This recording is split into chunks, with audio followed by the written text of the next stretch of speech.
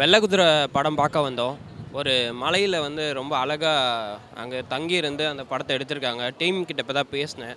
சூப்பரா அங்கேயே வந்து ஒரு 40 நாள் தங்கியிருந்து அந்த படத்துக்காக ரிஸ்க் எடுத்து அங்கேயே மொத்தமா படத்த முடிச்சுட்டு தான் வந்திருக்காங்க. ஒரே ஷெட்யூல் போயிருக்காங்க. படம் ரொம்ப சூப்பரா இருக்கு. அந்த மலையில படுற அந்த மலையில இருக்க மக்கள் வந்து படுற கஷ்டங்கள் எல்லாத்தையும் வந்து சொல்லியிருக்காங்க. அதில இருக்க அரசியல் எல்லாத்தையுமே சூப்பரா சொல்லியிருக்காங்க. ஃபேமிலியா வந்து பார்க்கலாம் அந்த படத்த. எல்லாரும் வந்து பாருங்க. ரொம்ப அழகா இருக்கு இந்த படம். வந்து பார்த்து அவங்களுக்கு ஒரு சப்போர்ட் கொடுங்க. Thank you.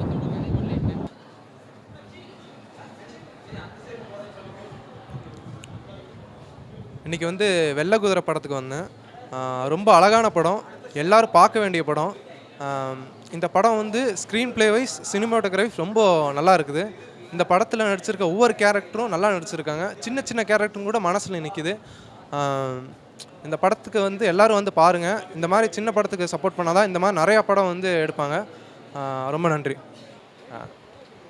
படம் சூப்பராக இருந்துச்சு ப்ரோ. வெள்ளை குதிரை பார்த்துருக்கோம். இப்போ ரோஹிணி தேட்டரில் வந்து கோயம்பேட்டில் வந்து பார்த்துருக்கோம்.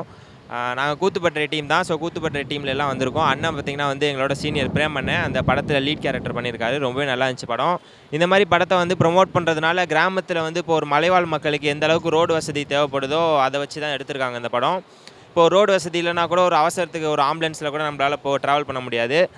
அதுக்காக ஒரு மலைவாழ் மக்களுக்கு ரோடு எந்த அளவுக்கு அவசியம் அப்படின்னு சொல்லிட்டு இந்த படத்தை மெயினாக வந்து எடுத்திருக்காங்க. இந்த மாதிரி படத்தை மெயினாக ப்ரமோட் பண்ணிங்க அப்படின்னா கண்டிப்பாக வந்து மலைவாழ் மக்களுக்கெல்லாம் ரொம்ப யூஸ்ஃபுல்லாக இருக்கும். கண்டிப்பாக இந்த மாதிரி படத்தை வந்து எல்லா தேட்டர்லையும் ரிலீஸ் பண்ணிங்க அப்படின்னா எந்த ஒரு விஷயம் வந்து மக்களுக்கு மலைவாழ் மக்களுக்கு போகணுமோ அந்த ஒரு விஷயம் எல்லாத்துக்கும் போகும் அப்படின்னு நினைக்கிறேன். ஸோ நன்றி, வணக்கம். வெள்ளை குதிரைன்னு படம் பார்த்தேன். இவ்வளவு வந்து ஒரு யதார்த்தமான ஒரு அழகான பசுமையான மலைகளை சுற்றி அழகாக அருமையாக எடுத்திருக்காங்க படம்.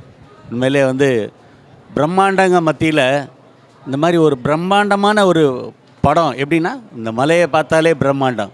அதுதான் பெரிய ப்ராஜெக்டு, பெரிய ஹீரோ, பெரிய மியூசிக் டைரக்டர் அப்படிங்கிறது எல்லாமே சின்னதாக கம்மி பட்ஜெட்டில் அழகாக வந்து ஒரு யதார்த்தமான கதையை டைரக்டர் எடுத்திருக்காங்க. இதில் உள்ள கதையை மாத்திரம் பாருங்கள், அதில் ஒரு முக்கியமான ஒரு கருத்து இருக்குது. அதையும் நீங்கள் வந்து கண்டிப்பாக பார்க்கணும்.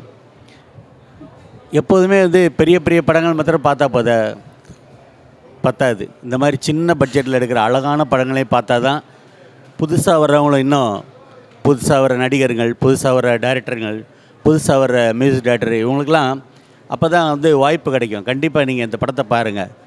ரொம்ப அருமையான படம், யதார்த்தமான படம். வெள்ளை குதிரை வெற்றி நிச்சயம். வாழ்த்துக்கள்.